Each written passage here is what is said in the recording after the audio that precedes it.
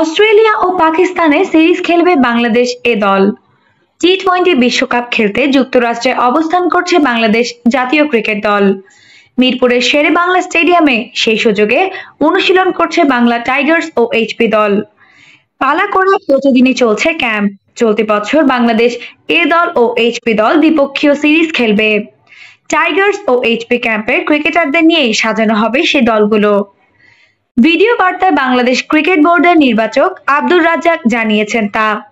চলতি বছর ঘরের মাঠ ছাড়াও অস্ট্রেলিয়া ও পাকিস্তানে সফর করবে এ দল।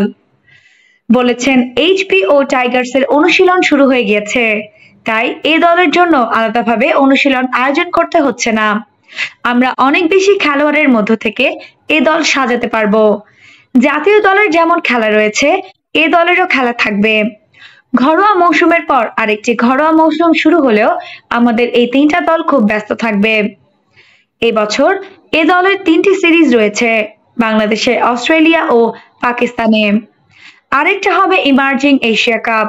যেহেতু যেখানে বয়সের কোনো বাধা নেই, আমরা চেষ্টা করব এই দলের খেলোয়াড়েরা যেন লঙ্গার ভার্সনে খেলে। লঙ্গার ভার্সন হবে অস্ট্রেলিয়ার কন্ডিশনে। এটা আমাদের জন্য খুব বড় একটা সুযোগ।